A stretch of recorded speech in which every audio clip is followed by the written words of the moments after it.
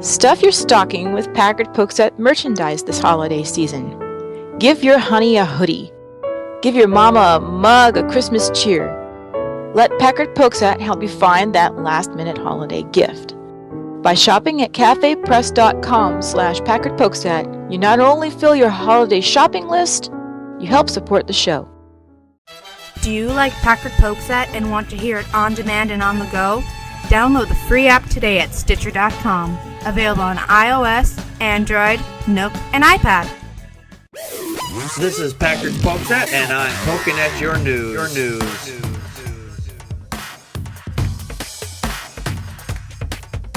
Good evening, everyone. Welcome to another fine edition of Packard Pokes At. I am your immutable and unmutable host, Packard Sonic. And joining us tonight from the far West Coast is Connie, Practical Magic 9.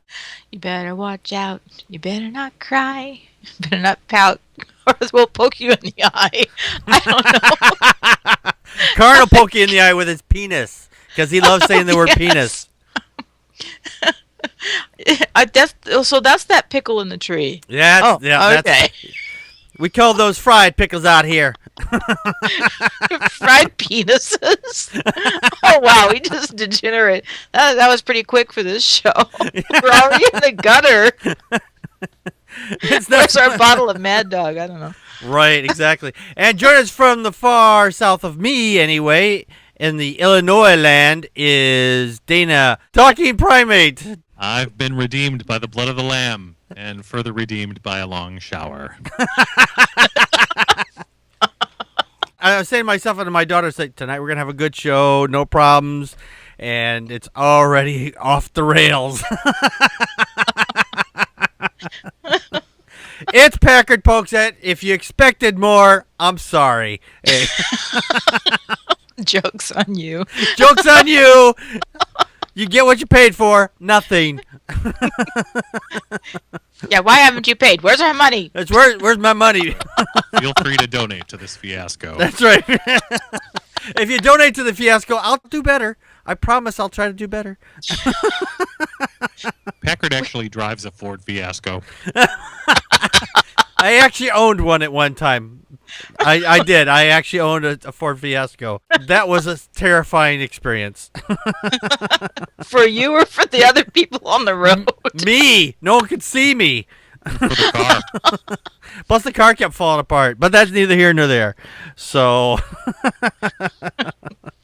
Well, you needed a 3D printer. Yeah, well, then I would have. Then I could just print out a whole new car. Exactly. Speaking of which, let's get on to our first topic for this evening. Building a better future, science and technology. We were kind of joking about 3D printing a new car, but this has been the year for 3D printers.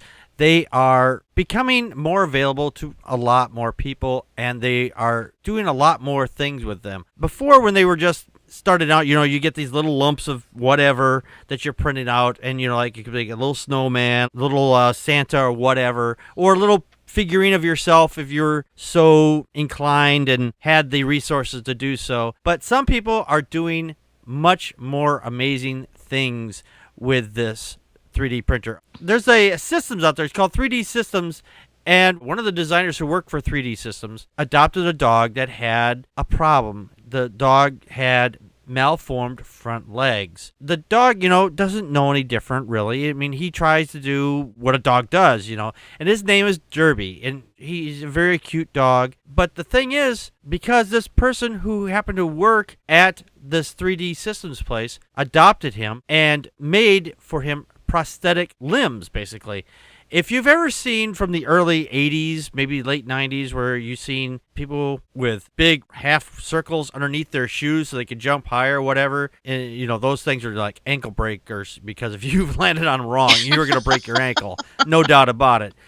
But in this instance, that's just give you an idea what design of these things look like. The lady who adopted this dog, Tara Anderson, she designed them with some of her coworkers for her dog, Derby. And there's a great video attached to this. When you get a chance to look at it, and there'll be a link at packardpokesat.wordpress.com. If you're not crying, or at least have a tear in your eye, because this story is just so amazing. Yeah. Connie, your thoughts? Do you want to build a snow dog? Yeah.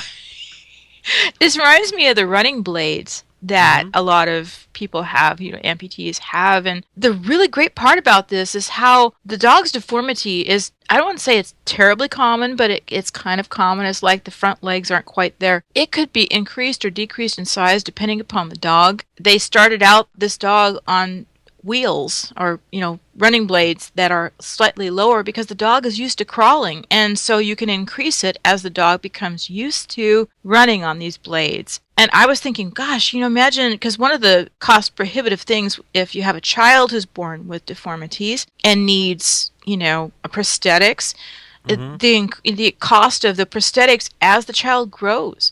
Yes. And this is something I don't know anything about, but I know we've talked a lot about graphene or other materials that are extremely strong and resilient. And so, if somebody could actually have a pattern and make a pattern of the actual stump that you're attaching limbs to, and just increase it with size as somebody grows or an animal grows or a smaller dog or a bigger dog, this is really fantastic. And I think that the more people that work on this and have these machines, it must become more cost effective, because I think that would be a really prohibitive thing about getting prosthetics for amputees. So, and yes, thankfully there's no Sarah McLachlan music playing on this video, but I was just there crying, like, oh my God, that dog is so happy.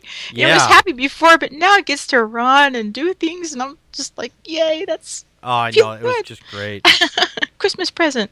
Yes. And the thing is that, you hit it right there. The dog is a lot happier. Oh, yeah. It was just, I was amazed, really. Yeah. I mean, the fact is that we're able to do this now. I mean, what was really the best part about this was they said it even in the video there, that instead of having to build it and then try to size them out and then go, oh, well, we need to change this, we need to change this. They can do it right out there on the fly in the computer, and they can see problems right away. And this way, if they print out something, they can go, oh, well, there's a problem here.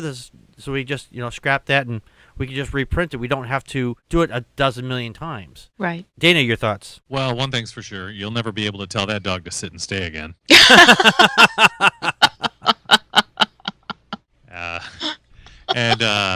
This is one time that I'll say that I'm glad something actually went to the dogs. Yeah. That story's gone to the dogs. Oh, that's a good thing.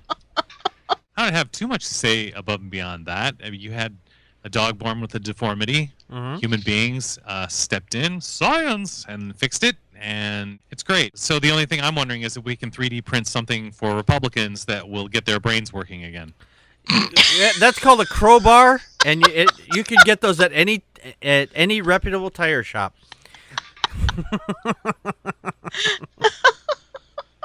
I've been waiting all night to say that joke. Oh my God. You're welcome. If they only had a brain. If they only had a brain. You could print them one? Yes. Yes. Anyone have any last thoughts on this? Yay for doggies. Yay for doggies. Yay for science. Yes. And logic. And speaking of science and logic, we're going to move on to our next topic. Teach me how to be sensible, logical, oh, responsible, practical.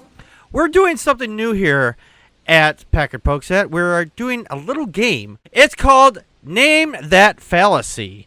Now, what we're going to do here is we're going to read off a typical fallacy, and we're going to give you 4 options of what the possible fallacy is. Here's the fallacy. Using evidence from an unnamed expert or study or generalized group, like scientists, to claim something is true. Is it A, appeal to ridicule, B, design fallacy, C, ad hoc rescue, or D, appeal to authority? Whoever gets it first. I know what Appeal I know to what the answer authority. What do you think? is. Yes, I agree with Karin too in the chat room. What is appeal to authority? It's not Jeopardy, but you. Darn it.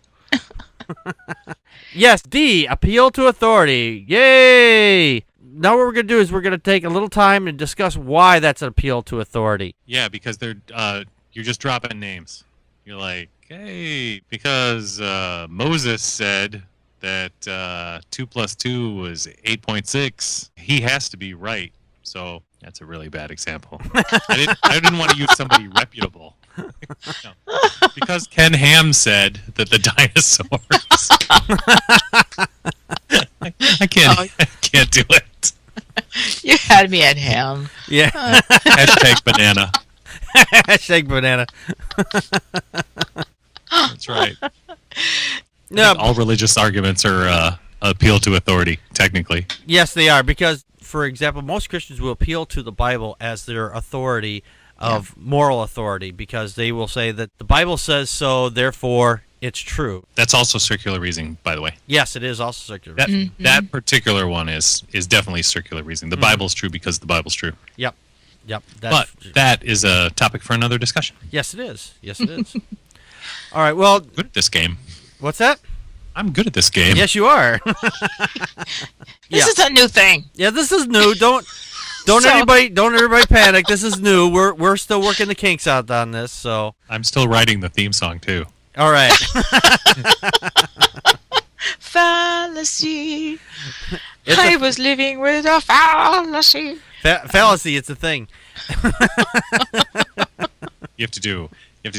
It's time to play Name That Fallacy. Oh, where were you 5 minutes ago before the show started? Anyway, the appeal to authority basically is you're appealing to somebody else because they are a supposed expert or claims to be an expert. In most cases, a fallacy, when you say, if it's a scientist, for example, who has a credit to his name and is talking about the subject that he actually studies, that's not such a bad thing. The appeal to that authority is not necessarily a bad thing in that instance, because they are an authority in those instances. But when you say, oh, there's a group of scientists that don't believe global warming. Climate change is real. Yeah, climate change is real. Global warming exists. Or that the world is, more than 6,000 years old. Or Right. Exactly. Right. And so, therefore, because they're scientists, even though this is the field of their study, they must be right because they're scientists. And that's, you're appealing to authority. In that instance, that would be a logical fallacy. Exactly. So, appealing to authority is not always a bad thing, but it is when the person who's giving it as fact actually knows nothing about the actual topic. Well, that's why citing your sources and providing proof of where you got this from is so important, because everybody else can look at that and read it and evaluate it. Right, exactly. Oh my gosh, I've just had an epiphany. What's that? All of my life, I've been told that 4 out of 5 dentists recommend Trident to their patients to chew gum, and now I don't know. That would be an appeal to authority. That's actually a good example of appeal to authority, because you have 4 out of 5 unnamed dentists. They could be supposedly dentists. We don't know. So ad agencies use this a lot. Yes. Yes, that is actually a great example. Oh, Dr. Oz. I'm yes. thinking about Dr. Oz. Yeah, Dr. Oz. Yeah, there's another great appeal to authority. Anyway, if you would like to make a donation to the show, you can go to patreon.com/Packard Pokes At, where you can donate as little as $1 once a month to the show, and you can help keep the lights on here, keep the show running, and keep this great entertainment flowing, and keep us laughing at ourselves. And believe me, we love to laugh at ourselves. But if you would like to get in contact with us, we're going to give you all that information right now. You should contact us by email at ppapodcast or packardpokesat@gmail.com, and follow the show on Twitter as @packardpokesat, and like us on Facebook at facebook.com/packardpokesat, or just type Packard Pokesat into the Facebook search bar. Call our Google Voice at 662-709-PPAP or 662-709-7727, and leave a short message and we will play it on the show. Join in the show live Friday nights at 9 p.m. Central Time at vaughnlive.tv/PackardPokesat. Download and rate us on iTunes, Stitcher Radio, Mixler Radio, and watch the show on YouTube. Visit our show page at packardpokesat.wordpress.com for links to the stories and purchase merchandise from cafepress.com/PackardPokesAt to support the show. For everyone that rates us, you are awesome sauce. Alrighty, let's get on to our next topic for this evening. The lights are on, but you're not home. Your mind is not your own. There's no doubt.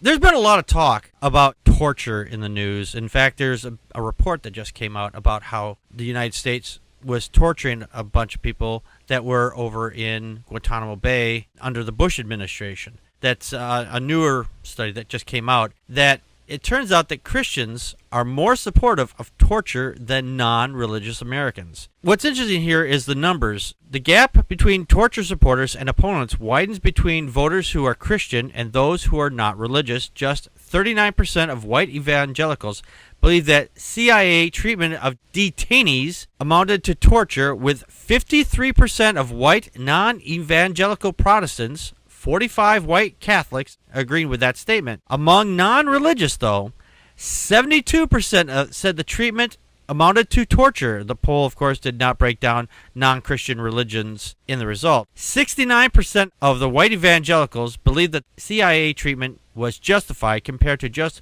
20% who said it was not. Those numbers, incidentally, roughly mirror the breakdown of Republican versus Democratic voters among white evangelicals. 3/4, 75% of white evangelical Protestants outnumber the 22% of their brethren saying the CIA treatment was justified. White Catholics believe that treatment was justified at 66 to 23% margin. What's interesting about this whole story here is that the fact is that people who don't believe in a deity, like most people who listen to the show and who are on the show tonight, don't believe that torture is something that we should be doing. In fact, there was a Republican that came out not that long ago. He said, oh, well, there is no lasting effects of torture, which is total bullshit. Just a couple weeks ago, my daughter and I were in a car accident, and when we're out driving, if I have to stop suddenly or a car looks like it's going to hit us for whatever reason, my daughter, when she's in the car, she freaks out a little bit. So to say that there's no lasting effects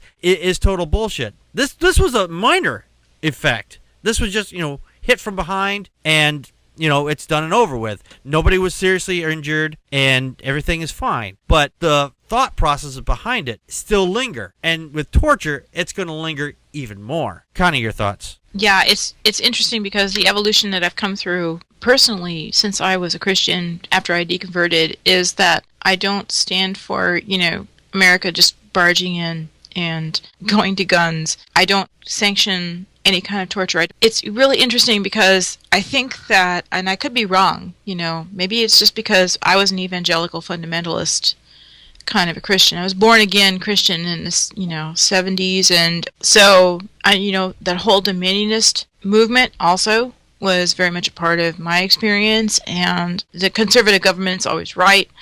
But also, let's put it this way. If you are going to go ahead and torture and kill God to gain your entrance to heaven, I just think that not a hell of a lot is off the table when it comes to how you treat other people. Yeah. And if you think that man is basically sinful and he has nothing good, all of his good works, if you like Gandhi, according to well, I won't say all Christianity, but the majority of the Christianity we see, they would say that Gandhi's works were like filthy rags. And when they say filthy rags, they mean something like tampons. All right, that's exactly what they mean. Ugh. Bloody bandages. I didn't know that. I've spent a lot of time taking classes and studying scripture way back when, and I would like to forget it all. But yeah, I realize not every single Christian feels this way. And as I looked at the demographics, I could see where the very much, the very vocal, mainstream people who are feeding off of the tit of like people like Pat Robertson, or I don't know, maybe the Pope, or they're the ones who are saying, yeah, but this is okay, because they actively hate themselves. Mm-hmm. This is how they feel about themselves, and so you can only love other people the way that you love yourself. Right. There was just to cut in here for just a moment. Now, No, I'm done. That's fine. Okay. Yeah, go ahead. There was a Pew study done on this from 2009. Unfortunately, there is not one that's a little bit more updated. This is just a breakdown. It says that a total U.S. population sample size is 742. I don't know if that's 742,000 people they factored in, but 15% said that it can often be justified. 34% said that it can sometimes be justified. 22% can rarely be justified. 25% can never be justified, and 4% said they don't know or refuse to answer. Now, what's important here is that's about 50-50. It's really close. However, when you break it down to white evangelical Protestants, 18% of them said can often be justified, and then 44% said sometimes can be justified, whereas can rarely be justified was only at 17%, can never be justified at 16%, and the don't know or refuse to answer was at 5%. So it really breaks down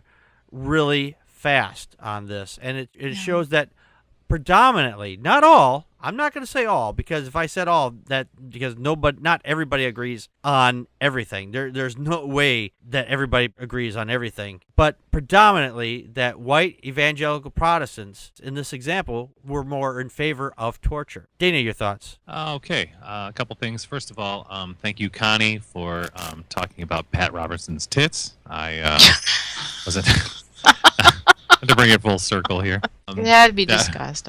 Yeah, that's a little depressing. No, I think what I really like to see on this is the fact that liberal Democrats are actually the least in favor of torture, and right above them, according to the Pew Research study that Packard was referencing, atheists are right above them in terms of how little they support torture, how against torture they are. Of course, conservative Republicans top of the list. So, and that's depressing. Now, which means that basically I'm going to have to start liking all my liberal Democrats over atheists. Damn it.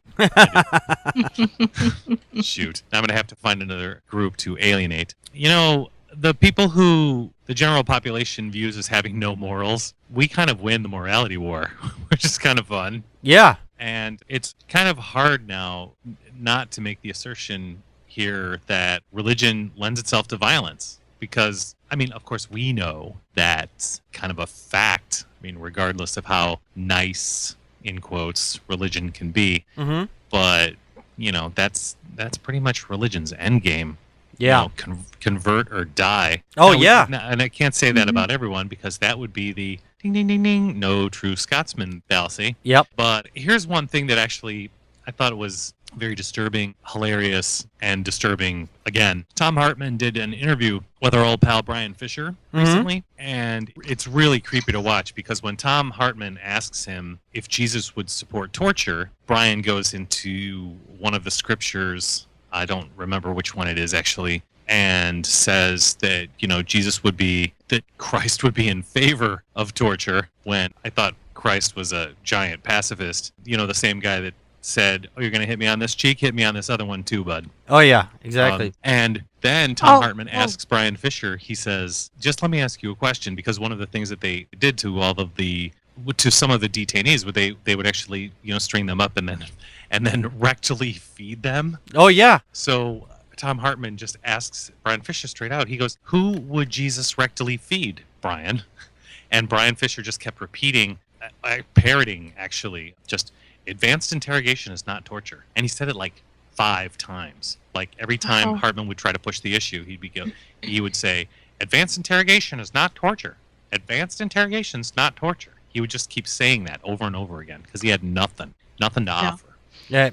So, and I guess when your savior is, you know, a guy that they beat in the streets and then strung up to die, maybe that's just your MO. Maybe you're okay with. I mean, hey, if it's good enough for God, it's good enough for the Guantanamo people.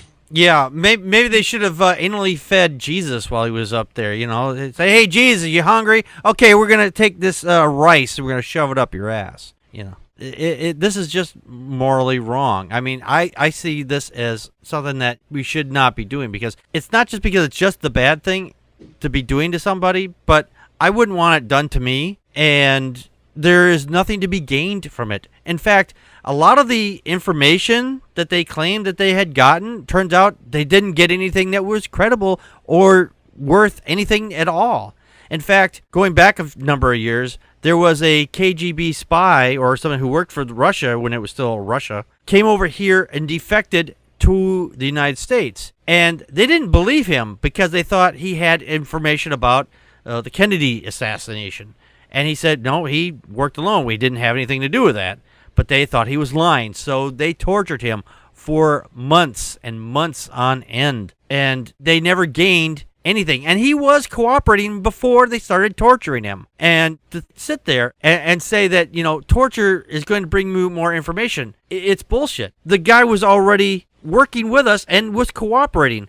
So to try to extract more information out of somebody who's already cooperating is absurd. Anyone have any last thoughts on this? Not really. I can't believe that in this day and age that it's okay to torture somebody. I don't know what you're supposed to do. I mean, what is the old story about the wind and the sun?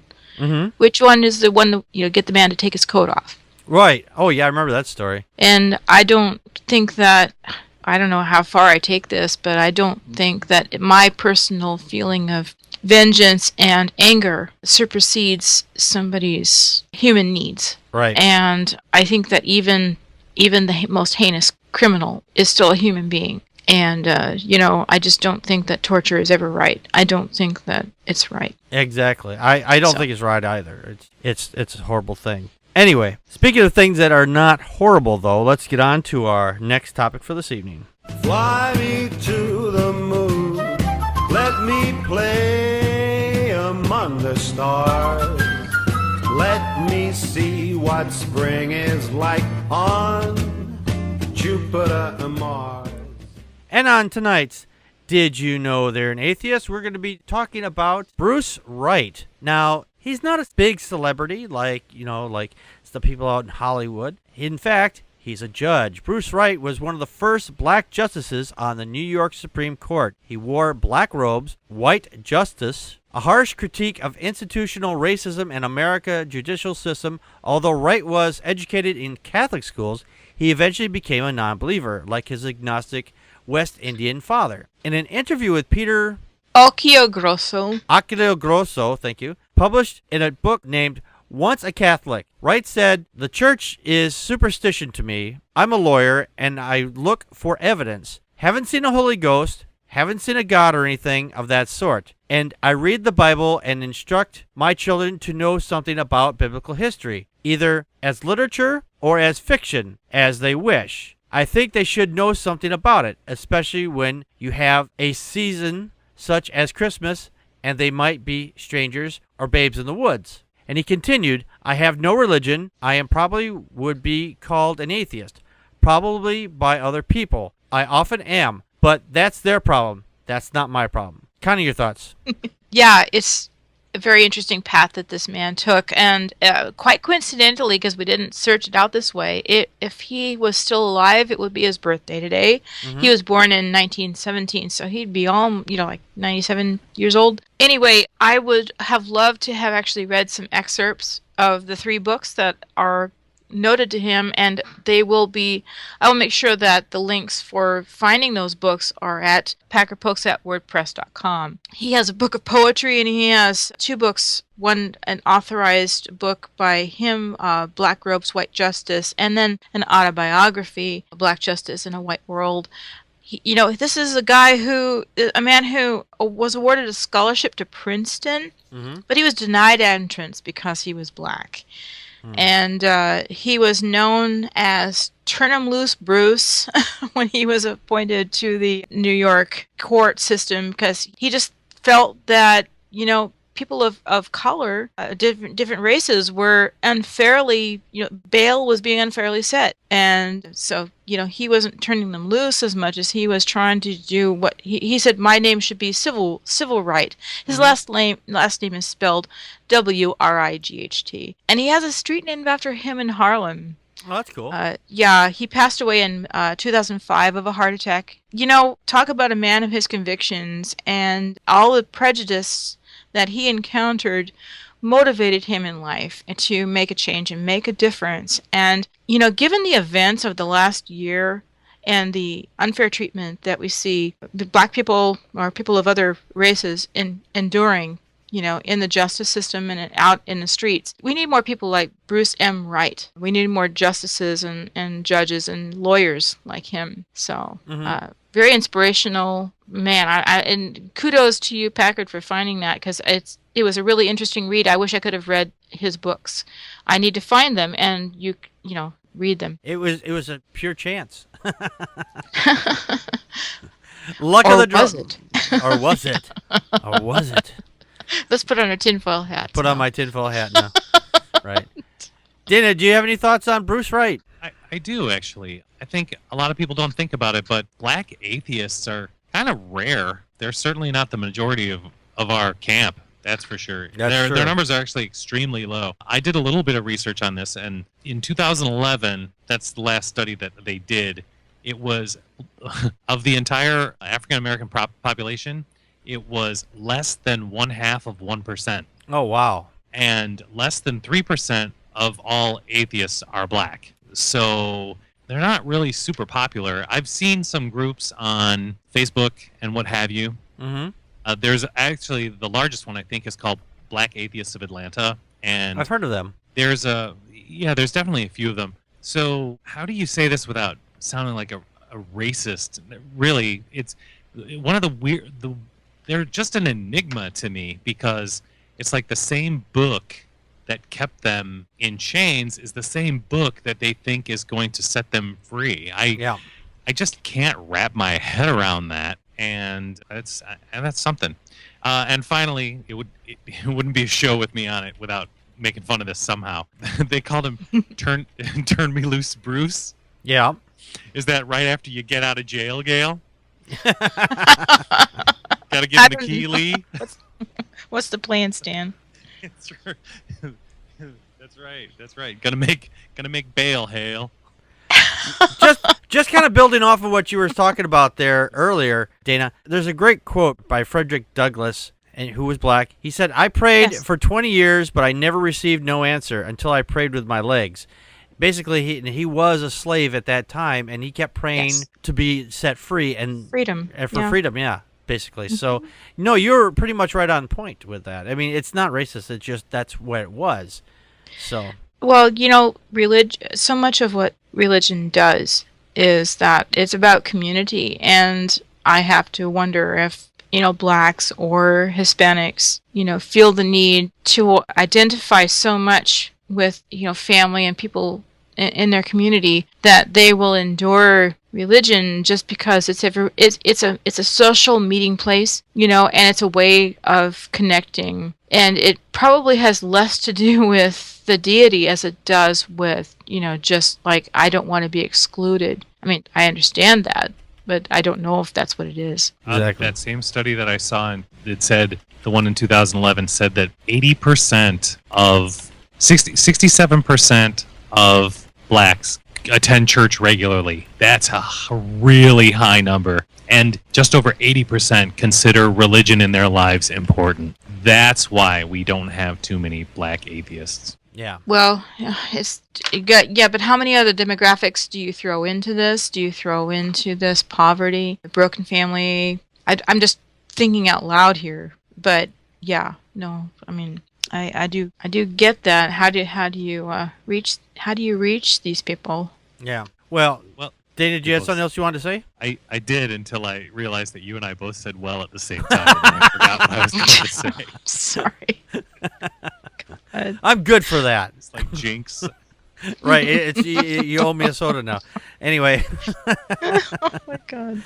Look him up, Bruce Wright. There were some books that Connie mentioned that he's apparently written. And they'll be at thewordpress.com. Yeah, they'll be at packardpokes@wordpress.com. On the link. Yes, on the link there, and there'll be more information on that. In the meantime, we have to get out of here. But if you want to, please go to patreon.com/packardpokesat, donate $1. Or if you can't, please go to iTunes and rate us, or go to facebook.com/packardpokesat and rate us there as well, or at least like the show. I like the show. Yeah, I know you do. Wouldn't be on it if I didn't like it. Exactly. And we're almost to 100. We have almost 100 likes on the page. We just need a few more. We need about 4 more. So come on, there's at least 4 people out there who have not liked on the page. What if you're waiting for? Don't wait any longer. Please go to Packard Pokes At, or go to facebook.com/Packard Pokes At and hit that like button today. Anyway, we will see you next week with our regular longer show, and we have a guest coming up. Not next week, but the first long show of January, and we'll have more information on that as we get closer to it. So come back often and take a listen to us. We'll see you then. This has been Packard Pokes At. We just poked at your news. And that's a wrap.